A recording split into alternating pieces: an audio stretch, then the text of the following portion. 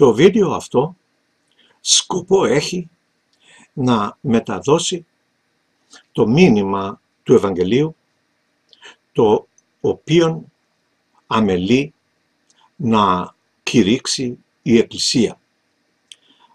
Θα αρχίσω διαβάζοντας από το κατά Μανθαίον Ευαγγέλιον και κεφάλαιο 28 και θα διαβάσω το εδάφιο 20 και το 19.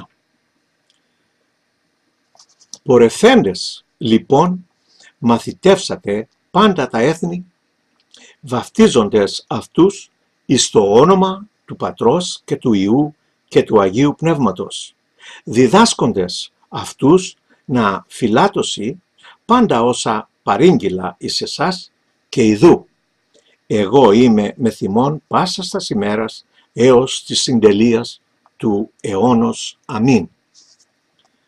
Από ό,τι βλέπουμε, αδέλφια μου, εδώ ο Ιησούς Χριστός λίγο πριν αναχωρήσει προς τον Πατέρα έδωσε αυτή την εντολή στους μαθητές του και τους είπε να πάνε και να μαθητεύσουν πάντα τα έθνη, βαφτίζοντες αυτούς εις το όνομα του Πατρός και του Υιού και του Αγίου Πνεύματος. Και στη συνέχεια λέει, διδάσκοντες αυτούς. Προσέξτε, αυτό που θέλω να τονίσω είναι οι λέξεις διδάσκοντες αυτούς να φυλάτωσιν πάντα όσα παρήγγειλα εις εσάς, και ιδού εγώ είμαι με θυμών πάσας τας ημέρας έως της συντελείας του αιώνος. Αδέλφια μου, αυτό είναι εκείνο το οποίο προσπαθώ να κηρύξω προς εσάς. Εκείνο δηλαδή το οποίο εδίδαξε ο Ιησούς Χριστός, αλλά οι ποιμένες της Εκκλησίας αμελούν να τηρήσουν, αμελούν να διδάξουν. Το πρόβλημα είναι πολύ σοβαρό, αδέλφια μου, διότι στον Λόγο του Θεού θα παρατηρήσουμε ότι ο κάθε χριστιανός, εκτός του ότι πρέπει να πιστεύσει και να βαπτιστεί, είναι και ορισμένα τα οποία πρέπει να τηρεί. Αλλά πώς θα τα τηρεί εάν δεν τα γνωρίζει και εάν οι ποιμένες της Εκκλησίας δεν τα διδάξουν προς αυτούς, καθώς παρήγγειλε ο Ιησούς Χριστός. Ο Απόστολος Πέτρος, ο οποίος έφερε και το πρώτο χριστιανικό μήνυμα, και από αυτό το μήνυμα ξεκίνησαν οι Απόστολοι να μεταδίδουν το Ευαγγέλιο της Αναγεννήσεως εις όλο τον κόσμο. Αυτή τη στιγμή θα διαβάσω προς εσάς από Πράξεις των Αποστόλων και θα αρχίσω από το εδάφιο 37 και θα διαβάσω μέχρι και το 41 και λέγει τα εξής. Αφού δε ήκουσαν ταύτα, ήλθεν εις κατάνοιξη η καρδία αυτών και είπον προς τον Πέτρον και τους λοιπούς Αποστόλους. Τι πρέπει να κάνουμε, άνδρες αδελφοί? Και ο Πέτρος είπε προς αυτούς, μετανοήσατε και ας βαπτιστεί έκαστος ημών εις το όνομα του Ιησού Χριστού εις άφεσιν αμαρτιών, και θέλετε λάβει τη δωρεάν του Αγίου Πνεύματος, διότι προς εσάς είναι η επαγγελία και προς τα τέκνα σας και προς πάντας τους εις μακράν όσους αν προσκαλέσει Κύριος ο Θεός ημών. Και με άλλους πολλούς λόγους διαμαρτύρετο και προέτρεπε λέγον, σώθητε από της διεστραμμένης ταύτης γενεάς. Εκείνοι λοιπόν με τα χαράς δεχθέντες των λόγων αυτού ευαπτίστησαν και προσετέθησαν εν εκείνη τη ημέρα έως 3.000 ψυχές. Αδέλφια μου, παρατηρούμε εδώ ο Απόστολος Πέτρος, αφού έφερε αυτό το μήνυμα, also αυτοί, λέει, δεχθέντες των λόγων επίστευσαν και ευαπτίστησαν μέχρι, πόσους μα λέει ο λόγος του Θεού, μέχρι 3.000 ψυχές εδέχθησαν των λόγων αυτό του Ευαγγελίου και ευαπτίστησαν.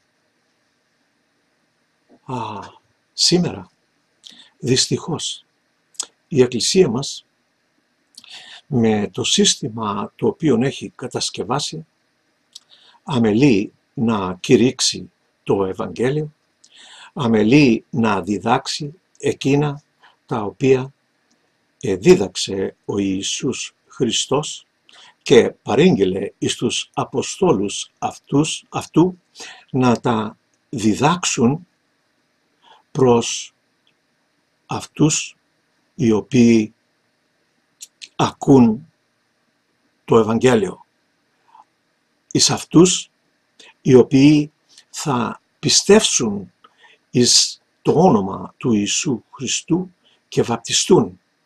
Έχουν στη συνέχεια να μάθουν να τηρούν εκείνα τα οποία ο Ιησούς Χριστός εδίδαξε.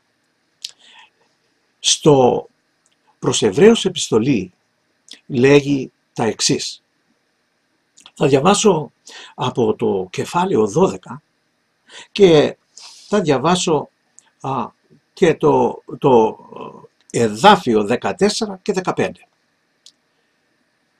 Ζητείτε ειρήνη με τα πάντων και των αγιασμών, χωρίς του οποίου ουδής θέλει ειδεί τον Κύριον. Παρατηρούντες μήπως υστερείτε της από της χάριτος του Θεού, μήπως ρίζα της πικρία αναφίουσα φέρει ενόχληση και διαταύτης μιανθώσει πολύ. Αγαπητά μου αδέλφια, το μήνυμά μου είναι αυτό, ότι χρειαζόμεθα τον Ιησού Χριστό για να σωθούμε, για να λάβουμε αυτό το δώρο της ζωής, το δώρο της αιώνιας ζωής. Μην το χάσετε αυτό, αδέλφια μου.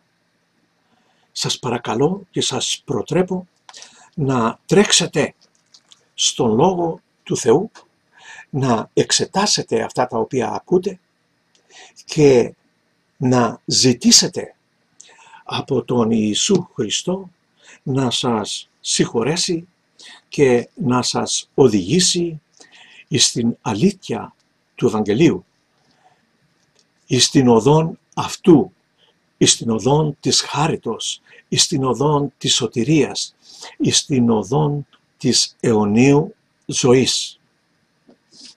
Αδέλφια μου, η οικονομική κατάσταση που επικρατεί σήμερα στην πατρίδα μας, ξέρω και έχω ακούσει ότι είναι πολύ βαρύ για πολλούς. Έχω ακούσει ότι πολλοί έχουν αυτοκτονήσει και πολλοί έχουν ζημιωθεί αφάνταστα. Έχουν χάσει τα σπίτια τους, τις περιουσίες τους, εξαιτίας του οικονομικού αυτού προβλήματος που έχει δημιουργηθεί στην πατρίδα μας και γενικότερα εις όλο τον κόσμο, αλλά ιδιαίτερα έχει πλήξει την πατρίδα μας σκληρά. Και θέλω εδώ τώρα να τονίσω προς εσάς, αδέλφια μου, ότι αυτό το πλήγμα είναι ένα ελάχιστο εν συγκρίση με εκείνο το οποίο έρχεται. Το πλήγμα το οποίο έρχεται, επαναλαμβάνω, είναι ασύγκριτα. Η θλίψη και η στεναχώρια εν συγκρίση με το οικονομικό πρόβλημα που υπάρχει σήμερα, ιδιαίτερα στην πατρίδα μας. Και ομολογώ αυτό, διότι τα σημεία και οι καιροί δεικνύουν ότι ο Ιησούς Χριστός έρχεται. Η φανέρωση αυτού είναι πολύ κοντά μας, αδέλφια μου, και πρέπει να ετοιμαστούμε. Πρέπει να γίνουμε Άγιοι. Ακούστε με, σας παρακαλώ. Είναι μήνυμα αγάπης, είναι μήνυμα ειρήνης, είναι μήνυμα ζωής αιωνίου. Δεν θα είχα καμία θέση εγώ να κηρύττω προς εσάς, εάν η Εκκλησία μας, εάν η Εκκλησία εδίδασκε εκείνα τα οποία παρήγγειλε ο Ιησούς Χριστός να διδάξουν. Αδέλφια μου, όπως σας διάβασα προηγουμένως, προς τους Εβραίους επιστολής Παύλου, κεφάλαιο 12 είπα, και διάβασα προς εσάς το εδάφιο 14 και 15. Και εκεί, όπως είπα, λέγει τα εξής: ζητείτε ειρήνη με τα πάντων και των αγιασμών, χωρίς του οποίου ουδής θέλει δει τον Κύριο. Αδέλφια μου, αυτό εδώ καθαρά μας διδάσκει ότι εάν δεν φροντίσουμε να γίνουμε Άγιοι, δεν πρόκειται να δούμε τον Κύριο. Και επομένως, αφού δεν πρόκειται να δούμε τον Κύριο, θα καταλήξουμε πού? Στην αιώνια καταδίκη του θανάτου, στον αιώνιο θάνατον, αντί της αιωνίου ζωής, δια την οποία εθυσιάστηκε ο Ιησούς Χριστός. Είναι μεγάλη θυσία αυτή που έκανε ο Ιησούς Χριστός για μας να την ξεχάσουμε, για μας να την λησμονήσουμε, να την αγνοήσουμε, να την αμελήσουμε. Αδέρφια μου, σας προτρέπω λοιπόν να προσέξετε καλά, διότι το πνευματικό πρόβλημα το οποίο έρχεται είναι αδιόρθωτο εάν δεν διορθωθεί από τώρα. Όταν έλθει η ώρα και η στιγμή της εμφανίσεως του Ιησού Χριστού, δεν θα μπορέσουμε να διορθώσουμε, δεν θα μπορέσουμε να μετατρέψουμε τίποτα, αλλά θα μείνουμε στην αιώνια καθαδίκη του θανάτου. Προσέξτε λοιπόν, διότι ήταν μεγάλη η θυσία την οποία έκαμε ο Ιησούς Χριστός για τον άνθρωπο. Το Ευαγγέλιο με το μήνυμα αυτό έφτασε στην πατρίδα μας ως ένα από τα πρώτα έθνη στον κόσμο.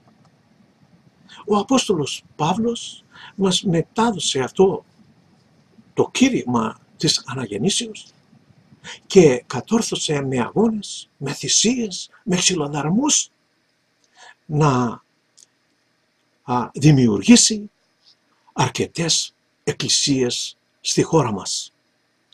Σήμερα, δυστυχώς, αυτοί οι οποίοι λένε ότι έχουν το μεταδοτικό και ότι έχουν τα κλειδιά της εκκλησίας, δυστυχώς αμελούν να κηρύξουν το Ευαγγέλιο, αμελούν να διδάξουν εκείνα τα οποία χρειάζεται ο άνθρωπος για να έχει αυτήν την σωτηρία, αυτήν την αιώνιο ζωή. να έχει αυτόν τον αγιασμό τον οποίο χρειάζεται ο άνθρωπος για να μπορέσει να αντικρίσει τον Θεό.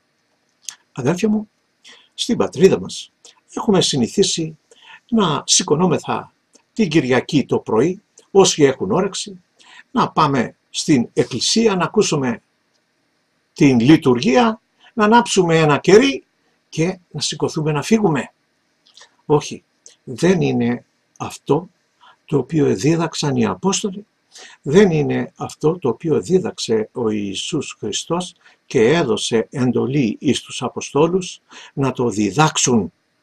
Γι' αυτό που εγώ προσπαθώ να σας πείσω να κάνετε είναι να εισέρθετε στο Λόγο του Θεού και να μελετήσετε από μόνοι σας και να μάθετε τι διδάσκει ο Λόγος του Θεού περί αυτού, αδέλφια μου.